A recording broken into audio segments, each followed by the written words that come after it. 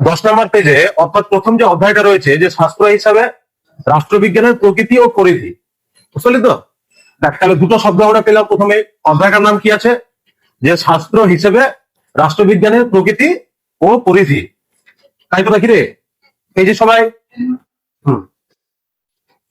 আচ্ছা, এবার তুই দেখবি এখানটায় যে প্রকৃতি বলতে হচ্ছে কি, নেচারটা কি। আমরা বলি না যে এই মানুষটা কেমন রে, এর স্বভাব কেমন, এ কিরকম আচরণ করে। তো ঠিক একই রকম ভাবে আমরাও কিন্তু বলতে পারবো এখানটায় কোনো মানুষের আচরণ নয়, এখানটায় কোনো মানুষের প্রকৃতি নয়, এখানটায় যে আমরা প্রকৃতির কথা বলছি সেটা কিন্তু হচ্ছে কি রাষ্ট্রবিজ্ঞান। এই রাষ্ট্রবিজ্ঞানের এই বিষয়টির, এই সাবজেক্টের যে প্রকৃতি। আর পরিধি বলতে কি, যে এটা হচ্ছে কতটা জায়গা জুড়ে আছে বিস্তৃতিটা।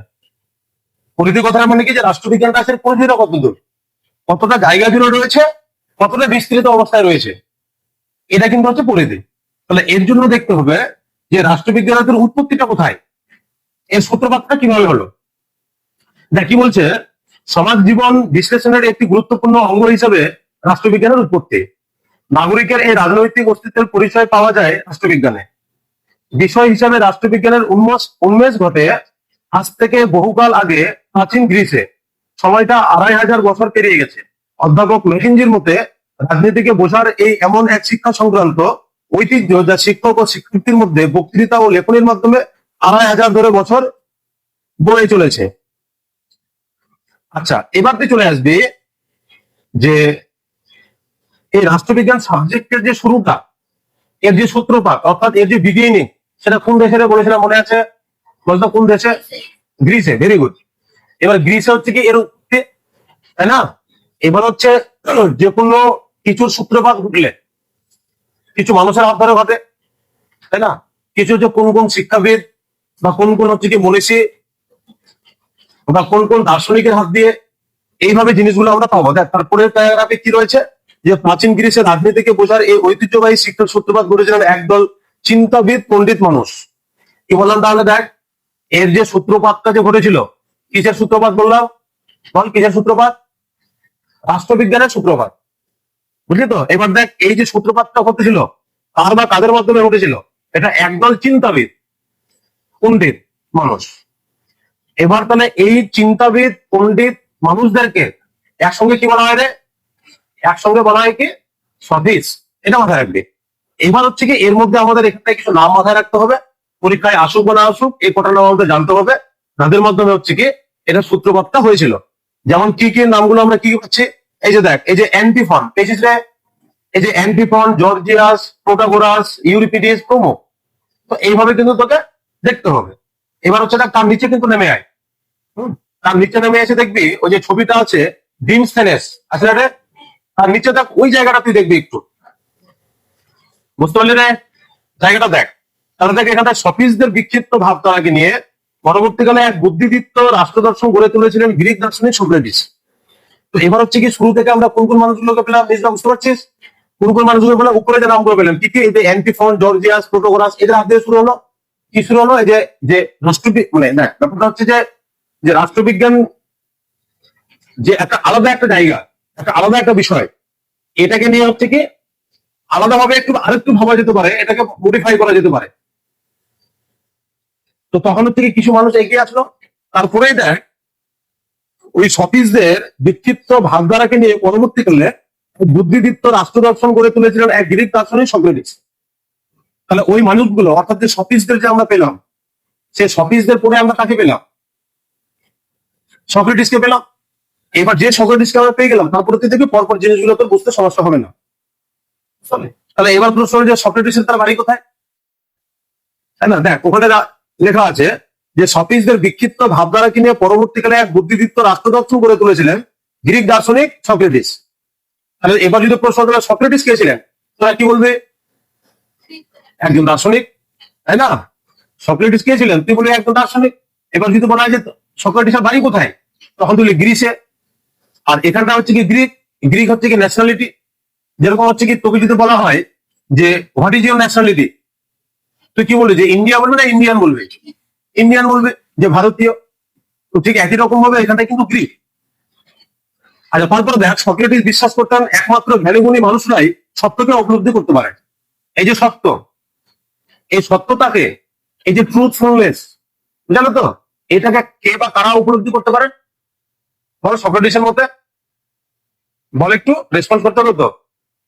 যারা জ্ঞানীগুণী ব্যক্তি তারাই কিন্তু সত্যটাকে কি উপলব্ধি করতে পারেন। আচ্ছা, তারপরে দেখবি যে তারাই রাষ্ট্রশাসনের উপযুক্ত। তো এবার একটা রাষ্ট্র মানে একটা দেশকে যে শাসন করবে, একটা দেশকে যে পরিচালনা করবে, এর জন্য উপযুক্ত কারা? জ্ঞানীগুণী মানুষেরা। আচ্ছা, এবার দেখ, সেই সময় এথেন্সের গণতন্ত্রের নামে যে অরাজকতা চলছিল, তিনি তার তীব্র প্রতিবাদ করতে গিয়ে শাসকের রোষে পড়েন এবং তার ফলস্বরূপ মহামতি সক্রেটিসের প্রাণদণ্ডের বিধান দেওয়া হয়। কথা বুঝছেন তো? তাহলে কি দেওয়া আছে? তাহলে তখন কি সক্রেটিসের মনে হয়েছিল? তাই না? সক্রেটিসের শুধু না, ওখানে তৎকালীন যে মানুষজন গুলো ছিল ওনারা তো সবাই তো বুঝতে পারতেন তাহলে যে এখন কি চলছে দেশে। তো তখন হচ্ছে গ্রিসে কি চলছে? অরাজকতা চলছে। বুঝতে পারলি? অরাজকতা মানে কি? যে ওখানে ন্যায় অন্যায় নেই, ভালো মন্দ বিচার করার ক্ষমতা নেই, একনায়কতন্ত্র চলছে, আমার মধ্যে ফ্রিডম নেই, আমার মধ্যে মানে মানুষ লিবার্টি পাচ্ছে না। তো তখন তিনি কি করলেন? যে তার তীব্র প্রতিবাদ করতে গেলেন। কে প্রতিবাদ করলেন? সক্রেটিস। আর কিসের বিরুদ্ধে প্রতিবাদটা করতে গেলেন? বল কিসের বিরুদ্ধে? তখনকার সময়ে গ্রিসে যে অরাজকতা, ওইটার বিরুদ্ধে। এবার এই অরাজকতার বিরুদ্ধে প্রতিবাদ করতে গিয়ে সক্রেটিসের কি ঘটলো? বল কি হলো? সক্রেটিসের কি ঘটলো? আর ভেরি গুড, হচ্ছে কি প্রাণদণ্ড দেওয়া হলো। কি বলছে এখানটায়? যে প্রতিবাদ করতে গিয়ে শাসকের রোষে পড়ে। শাসক মানে কি? ওই সময় যিনি দেশ চালা, যিনারা দেশ চালাতেন, যিনাদেরকে দায়িত্ব ছিলেন পরিচালনা করার, তখন বলছে ডাক্তারে এই সক্রেটিসটা বেশি বেশি করছে, সবাই মিলে ব্যাপারটা এরকম হয়। এর কিসের তো চিন্তা করা হয়েছে লোকজনকে নিয়ে। তার নিচে দেখ একটা খুব সুন্দর কোটেশন আছে যে সবার উপরে হলো জ্ঞান, একমাত্র যারা জ্ঞানী গুণী ব্যক্তি তারাই রাষ্ট্র শাসনের জন্য উপযুক্ত। বুঝতে পারলে? এই কথা আমরা বললাম। তারপরে মহৎ চিন্তা ও জ্ঞানী হলো রাষ্ট্র শাসনের প্রয়োজনীয় গুণ। বুঝতে পারলি? এই যে মহৎ গুণ, আর দেখ যে জায়গাটা বুঝতে পারবে না কিনা কোনো একটা শব্দটির সঙ্গে সঙ্গে প্রশ্ন করে নেবে। বুঝতে পারলি? আচ্ছা, এবার দেখ জিনিসটা তাহলে কি আমরা দেখ, তাহলে প্রথমে আমরা কি সফিসদেরকে পেলাম, সফিসদের হাত ধরে এর সূত্রপাতটা ঘটলো। সফিসদের পরে আমরা কাকে পাচ্ছি? সক্রেটিসকে পেলাম। এবার সক্রেটিসের পরে আবার কাকে পাচ্ছি? রাখিবার। তো এইভাবে চেন বাই চেন কিন্তু এইভাবে কিন্তু জিনিসগুলো এগিয়ে আসছে। একটা বোঝ কিন্তু লিঙ্কটা দেখ, লিঙ্কটা ধরার চেষ্টা কর, তুই ইন্টারেস্ট পাবি। বুঝতে পারি? চাপ নিয়ে নয়। বুঝতে পারলি? আচ্ছা, এবার দেখ সক্রেটিসের সুযোগ্য শিষ্য, সক্রেটিসের সুযোগ্য শিষ্য প্লেটো তার বিখ্যাত গ্রন্থ দ্য রিপাবলিক। এই গ্রন্থটার নাম কিন্তু এটা একটা ওয়ার্ল্ড ফেমাস একটা বুক। এটা দাগ দিবি। তাহলে কি? The name of the book is the Republic, written by the disciple of Socrates. Disciple কথাটা মানে হচ্ছে কি? শিষ্য। তো কার শিষ্য? Disciple of Socrates. তাহলে এবার যদি প্রশ্ন করা হয় যে who wrote the Republic, the answer would be কি হবে? কোথায় বলতে গেলে প্লেটো। একটু বলতে চাস তাহলে বলতে পারি যে written by the disciple of Socrates named Plato. তো এত কিছু বিস্তারিত বলার দরকার নেই, শুধু প্লেটো বললেই হবে। তোদের চারটা অপশন দেওয়া থাকবে। একটা দেওয়া থাকলো তোর প্লেটো, একটা অপশনে দেওয়া থাকলো সক্রেটিস, একটা দেওয়া থাকলো এরিস্টটল, আর একটা দিয়ে দিল হচ্ছে কি লংগাইনাস।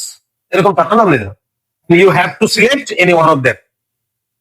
You have to choose any one option out of 4। এই শিক্ষাগুরুর চিন্তাধারাকে তুলে ধরা রাজনীতি ও নৈতিকতার মেলবন্ধন ঘটিয়ে দার্শনিক শাসকের হাতে রাষ্ট্র পরিচালনার পূর্ণ অধিকার তুলে দিতে চেয়েছিলেন। শিক্ষাগুরুর মৃত্যুদণ্ড তরুণ প্লেটোকে আদর্শ রাষ্ট্রের সন্ধানে নিয়োজিত করে। এই যে হচ্ছে গুরুকে যে মরতে হলো, তাই না? এটা কিন্তু একজন শিষ্য হিসেবে মেনে নেওয়াটা কিন্তু বেশ যন্ত্রণাদায়ক এবং কষ্টকর, প্রচন্ড কষ্টের। এবার তিনি কি করলেন? যে প্লেটো এমন এক রাষ্ট্রের স্বপ্ন দেখতেন যেখানে দার্শনিকরা হবেন রাজা আর রাজারা হবেন দার্শনিক। খুব সুন্দর কথা কিন্তু বল। প্লেটো কি ভাবলেন? যে এমন একটা রাষ্ট্রের স্বপ্ন দেখতেন, এমন একটা দেশের স্বপ্ন দেখতেন যে দেশটা হচ্ছে কি যে দার্শনিকরা হবেন কি রাজা, রাজা কারা হবে? দার্শনিক। বুঝলে? ওদের যে দর্শন বলে যে সাবজেক্টটা আছে, ওই দর্শন, ওই দর্শনের যে যে নামগুলো হবে তাদেরকে তুই বলতে পারবি কি?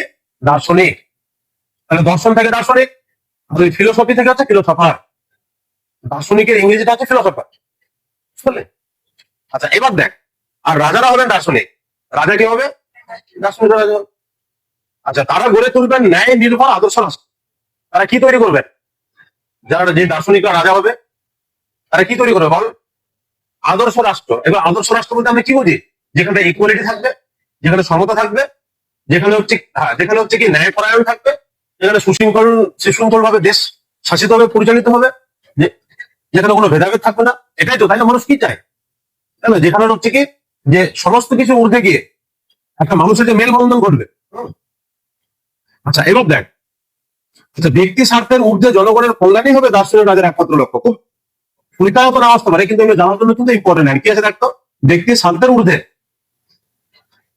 মানে কি ব্যক্তি স্বার্থের ঊর্ধ্বে বলতে কি, দেখা গেল যে আমি ক্ষমতায় আছি, আমি শুধু আমার স্বার্থটাই বুঝছি, বুঝলি? আমি আমার যে পরিবারের লোক তাদেরকে আমি দেখছি, আমার যে আত্মীয় স্বজন আমি তাদেরকে দেখছি, এটা হচ্ছে ব্যক্তি স্বার্থ। কিন্তু এরকম রাষ্ট্রদূত আমি প্লেটো বা সক্রেটিস বা অন্যান্য যে সফিস্ট দলে যারা ছিলেন, ওনারা কি চেয়েছিলেন? ওনারা চেয়েছিলেন যে যেখানে জনগণের কল্যাণই হবে একমাত্র লক্ষ্য। তাহলে ভারতবর্ষ কি আমাদেরকে, we live in a Democratic country, তাই না? আমরা একটা গণতান্ত্রিক দেশে বাস করছি। আমাদের দেশে কি রয়েছে? ডেমোক্রেসি রয়েছে। তো ডেমোক্রেসিতে কি হয়?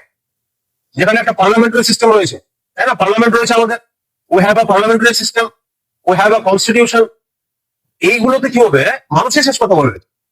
আগে তো আমরা পড়েছি রাজতন্ত্র ছিল, এখন কি রাজতন্ত্র আছে কি? এখন তো রাজা নেই, রাজতন্ত্র নেই, এখন হচ্ছে কি লোকতন্ত্র বা গণতন্ত্র। আচ্ছা, চল এবার কিছুটা জায়গায় এবার লাভ দিয়ে যেতে হবে। রাজনীতির শব্দের যে উৎপত্তিটা আছে, কোন শব্দ থেকে উৎপত্তি, এটা একটু দাগ দিয়ে দে। দাগ দিয়ে দেওয়ার পরে গ্রিক শব্দ থেকে এসেছে, বুঝতে পারলি? এই সাবজেক্টটা পড়লে তো কি কি জানতে পারে বলতো? একটা দেশ কিভাবে চলছে, দেশের প্রথম নাগরিক কে, আসলে কি বলতে পারবে রে? দেশের প্রথম নাগরিক,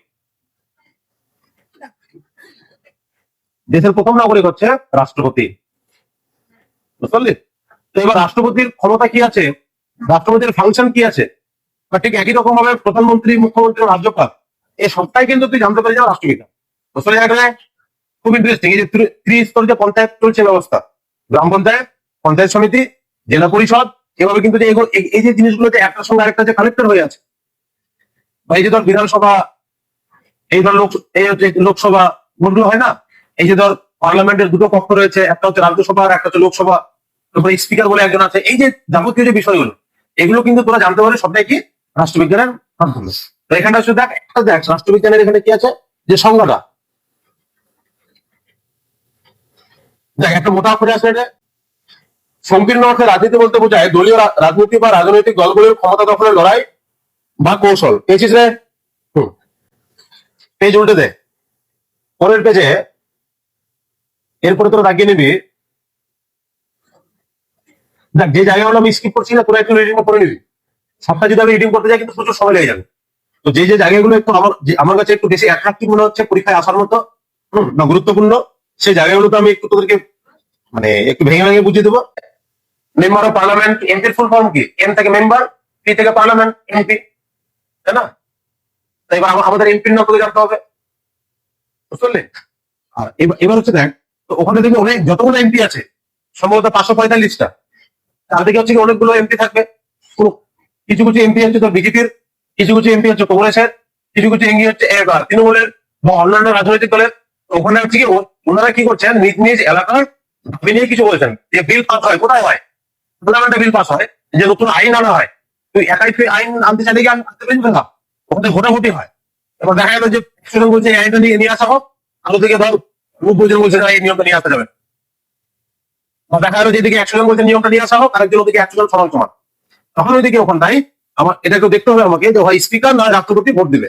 এই দুজনের মধ্যে মানে কোন একজন ব্যক্তিটা আমাকে একটু ভেরিফাই করে আমাকে একটু বলতে হবে যে উনি যেদিকে ভোট দিবেন তখন ওইদিকে আইনটা চলে যায়। এইভাবে পার্লামেন্টের কাজ রয়েছে, আমরা বিস্তারিত আমরা পরবর্তীতে আমরা আসবো পার্লামেন্টের কাজ দেখি, তখন প্রত্যেকটা টপিক নিয়ে আমি তোদেরকে বলবো, বুঝতে পারলি?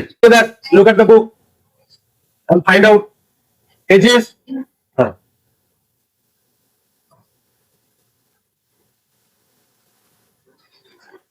আচ্ছা, এবার তোরা যে চলে আসবে হেনরি অ্যাডামস গুলো, প্লেটো, আচ্ছা রিপাবলিকটা আমাদের দেখানো হয়ে গেছে, বুঝতে পারলি? তো আরেকবার ডাক দিয়ে দিই, যেহেতু খুব ফেমাস। আচ্ছা আচ্ছা, আরেকজন নাম আর কি, শুধু নামটা জেনে রাখ, থমাস অ্যাকিউনাস। হ্যাঁ, এই যে দ্বৈত তরবারি তত্ত্বটি কার, বুঝলি রে? যদি তোকে প্রশ্ন করা হয় যে টু ওয়ার্ল্ড থিওরি, ইংরেজিটাও কিন্তু পড়বি। এটা শুধু ভাববি না যে আমাদের তো বাংলা মাধ্যমে পরীক্ষাটা হবে, আমরা শুধু বাংলাটা করবো না। তোকে পরবর্তী দিনগুলোর কথা মাথায় রাখতে হবে। তুই যখন বড় তখন সামনের দিকে এক্সাম গুলোতে বসবে, তখন কিন্তু ইংলিশ ভার্সনে কিন্তু কোশ্চেনটা হয়। যদিও কিছু কিছু কোশ্চেন পেপারে তার পাশে হিন্দিটাও থাকে, বাংলাটাও থাকে, কিন্তু এরকম পরীক্ষা রয়েছে সেখানটা শুধুমাত্র ইংলিশ ভার্সনে থাকে, তোকে জানতে হবে। বা পরীক্ষায় কিন্তু একটু কি দ্বৈত তরবারি তত্ত্ব এটার জায়গায় পাল্টে দিয়ে তোকে ইংরেজি নামটা দিয়ে দিবে। তুই তো এবারে এসে বলছিস স্যার এই প্রশ্নটা স্যার কমন নাই, তাই না? টু সোয়ার্ড থিওরি আমরা তো পড়ি নাই। এই প্যারাগ্রাফটার মধ্যে যা যা রয়েছে দেখ ওখানটায় রাষ্ট্র রাজনীতি পরস্পর অঙ্গাঙ্গি ভাবে সম্পর্কযুক্ত, দেখ কিন্তু এটা বুঝতে পারলি জায়গাটা। মধ্য কথা কিন্তু এটাই যে একদিকে হচ্ছে কি রাষ্ট্র মানে দেশ, আর অন্যদিকে হচ্ছে কি রাজনীতি, দুটো কিন্তু কি অঙ্গাঙ্গি ভাবে জড়িত, মানে একটাকে টানলে পরে আরেকটা অটোমেটিক চলে আসে। আচ্ছা, এবার চল রাজনীতির আধুনিক দৃষ্টিভঙ্গি। হুম। আচ্ছা, এই যে ডেভিড স্টোন আছে না, এটা জাস্ট শুধু এই উক্তিটা আছে কিনা একবার রিডিং করে রাখবি, চাপ নিয়ে পড়বি না। এটা একদম মুখস্থ রাখতে হবে, জাস্ট একবার শুধু দেখে রাখবি। আচ্ছা, এবার দেখ রে, এই যে দাস ক্যাপিটাল যে গ্রন্থটা আছে, এটা ভেরি ভেরি ইম্পর্টেন্ট, পরীক্ষার জন্য খুবই ইম্পর্টেন্ট। হ্যাঁ, দাস ক্যাপিটাল পেয়েছিস? আচ্ছা, দাস ক্যাপিটাল কার লেখা রে? হ্যাঁ, পারবি। দাস ক্যাপিটাল কার লেখা?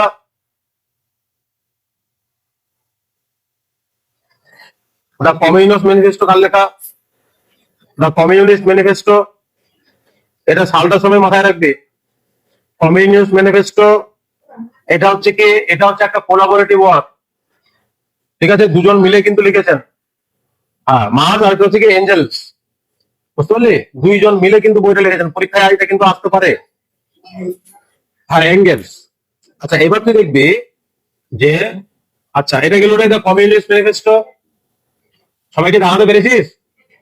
মনে ভাবছিস আর মোবাইলে কিভাবে দাঁড়াবো, তাই না? আচ্ছা, গেল এটা। আরেকটা বই এখানটা কিন্তু দুটো বই পাচ্ছি, একটা কিন্তু হচ্ছে কমিউনিস্ট ম্যানিফেস্টো, আরেকটা কিন্তু পাচ্ছি কি দাস ক্যাপিটাল। আচ্ছা, দাস ক্যাপিটালের বক্সের মধ্যে এই দুটো বই কিন্তু খুব ইম্পর্টেন্ট, ওয়ার্ল্ড ফেমাস বই। তো এবার প্রশ্ন হলো এই বই দুটো কার লেখা, নাম পেয়েছিস সে? নাম পেয়েছিস কার লেখা? Karl Marx. আচ্ছা দেখ এবার, তাহলে কি বললাম যে দুটো গ্রন্থের নাম, একটা হচ্ছে কমিউনিস্ট ম্যানিফেস্টো, আর আরেকটা হচ্ছে কি দাস ক্যাপিটাল।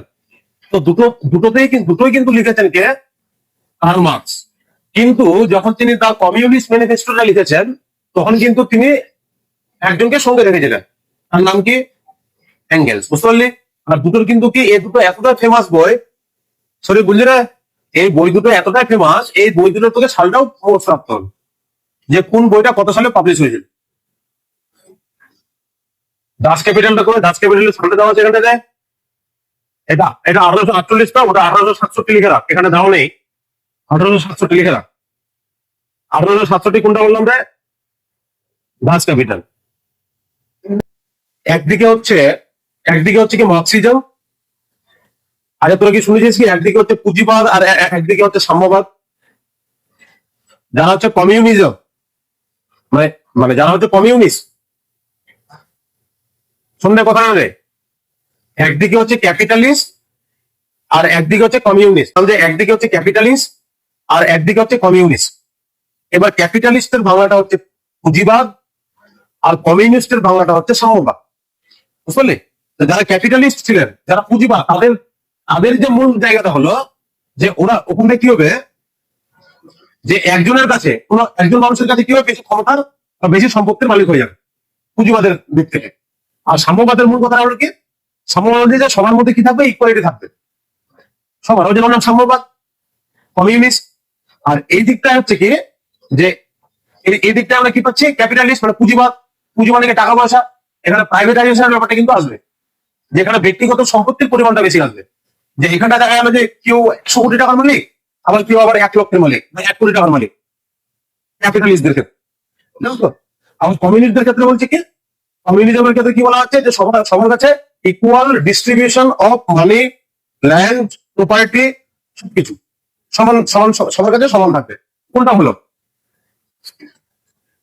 ঠিক আছে, এটা নিয়ে এরপরের দিন ডিটেলস আলোচনা করুন। চলো পরের পেজে চলে আয়।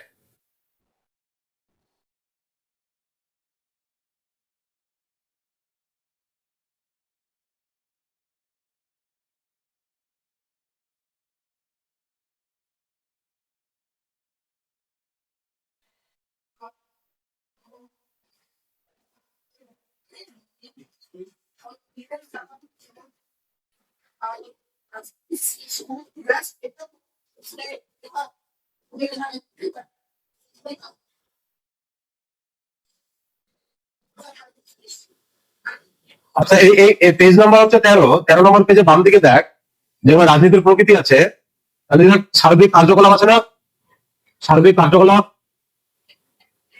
একটু রেসপন্স করে তো, হ্যাঁ তো বলতে হবে। এমন যে রাখবে মনে করছে হ্যাঁ বলি, বলছে একবার মুখে পড়ে গেল যে হ্যাঁ হ্যাঁ হ্যাঁ। আচ্ছা ঠিক আছে, চল। আচ্ছা, অধ্যাপক অ্যালান, দেখ কি আছে, অ্যালান বল, নামটা কি রে, অ্যালান বল, তার বিখ্যাত গ্রন্থ, এটা এটা কোন ধরনের বললে? হুম, এটা তার দিকে, এই গ্রন্থটার নাম, এই গ্রন্থটা কার লেখা? হুম। আচ্ছা, তার নিচে চলে আসবে এবার ক্ষমতা কেন্দ্রিকতা। আচ্ছা, এবার চলে আসবি তোরা দ্বন্দ্ব নিরসনের। এই যে ডান দিকে দেখ আছে না হোটেলে অধ্যাপক মিলার, এই যে অধ্যাপক Miller, the nature of politics, nature of politics পেয়েছিস? দ্য নেচার অফ পলিটিক্স কার লেখা রে, বল, ইয়ে বল, রেহান বল, দ্য নেচার অফ পলিটিক্স কার লেখা? তুই দেখে থাকো, বল, আমি না দেখে বলতে বলিনি। হ্যাঁ, কি ছবিটা কোথায় দেবো আমি? ওই মুভিটা মুভিতে দেখছিস তো, দেখছিস না তুই? ও ছবি তুললো, এই ছবি তুললো, তুই ওই ছবি তুলো না, দেখো ছবি তুলে। আচ্ছা ঠিক আছে। আচ্ছা, কি হলো তাহলে এখানটা দেখ। আচ্ছা, পরিবারে তুই বলতো রে, দ্য নেচার অফ পলিটিক্স কার লেখা? আমি তো মাঝে মধ্যে কিন্তু তোরা প্রশ্ন করবে যে তোরা শুনছিস কিনা, মনোযোগ কোথায় আছে, না দেখে কিন্তু না, তুই দেখে দেখেই বলতো। হুম, কার লেখা রে? অধ্যাপক মিলার। ঠিক আছে, ভেরি গুড। আচ্ছা, এবার হচ্ছে তোরা চলে আসবি ভেরি ভেরি ইম্পর্টেন্ট পরীক্ষার জন্য রে, রাষ্ট্রবিজ্ঞানের জনক কাকে বলা হয়? ফাদার অফ পলিটিক্যাল সায়েন্স, পেয়েছিস? একদম নিচের দিকে বাম দিকে, রাষ্ট্রবিজ্ঞানের জনক।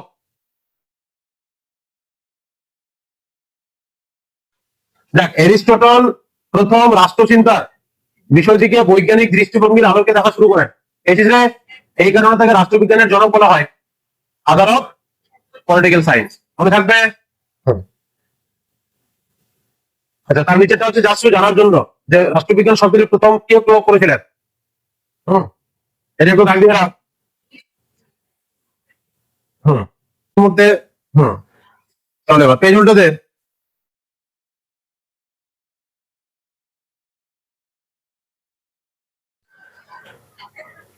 দেখ, এখানটা হচ্ছে কি অনেকগুলো কি আছে, অনেক অনেক অনেকগুলো কি প্রবক্তার নাম আছে, পেজে, পেজ নাম্বার 14। আচ্ছা, এবার দেখ পরের যে হেডিংটা আছে, রাষ্ট্রকেন্দ্রিক বা ঐতিহ্যবাহী সংজ্ঞা, পেজিস রে, রাষ্ট্রকেন্দ্রিক বা, এটা দেখ বাম দিকে দেখ অনেকগুলো নাম রয়েছে রে, এরিস্টটল রয়েছে, ব্লুমসলি রয়েছে, গার্নার রয়েছে, গ্যাটেল, বার্জেস, গিলক্রিস্ট, জেলিনেক, পল জানে। দেখ নামগুলো কিন্তু বিদেশি, একবার দুবারে কিন্তু মাথায় কিন্তু সেট হবে না। তুই এখান থেকে দাগাবি হচ্ছে এরিস্টটলেরটা দাগা, ব্লুমসলিটা দাগাবে, গার্নার, গ্যাটেল, এই চারটাই পদ। আচ্ছা, আরেকটা গ্রন্থের নাম পেলাম, মানে বুকস এন্ড অথার্স, কিন্তু তোদের প্রশ্ন থাকবে। কি বললাম রে? Books and authors. বুকস মানে কি বই, অথার মানে কি লেখক, যে বই, কোন বইটা কার লেখা। হুম, এখানে দেখ, Mackenzie, the study of political science today, পেয়েছিস বইটার নাম রে?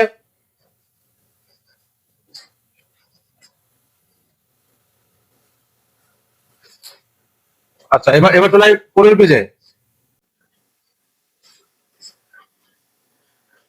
আচ্ছা, দেখবি রাষ্ট্রবিজ্ঞানে, দেখ এবার পরের পেজে, 15 নম্বর পেজ, 15 নম্বর পেজে তুই দেখবি যে রাষ্ট্রবিজ্ঞানে দেখ মার্ক্সবাদী সংখ্যা, পেয়েছিস রে? তিনটা ছবি আছে না, ওখানটায় তুই দাগাবে, ওখানে দুটো দাগাবে, ওখানটায় মার্কস এন্ড এঞ্জেলস কি বলেছে, আর লেনিন কি বলেছে। দাঁড়া, বইটা দেখাচ্ছি আমি। এই যে দেখ, দেখতে পাচ্ছিস রে? হুম, এই, হ্যাঁ, এই দেখ, এই পেজে হচ্ছে কি, এই যে এটা ম্যাকেনজিটা হচ্ছে কি এই পেজটাতে, ঠিক আছে, আর এদিকে যে পেজটা আছে এটা হচ্ছে মার্কস এন্ড এঞ্জেলস আর লেনিন, পেয়েছিস? হুম। আচ্ছা, পেজ উল্টে দে, এই পেজে আর কিছু লাগবে না। হ্যাঁ, এটা এই পর্যন্তই থাকা।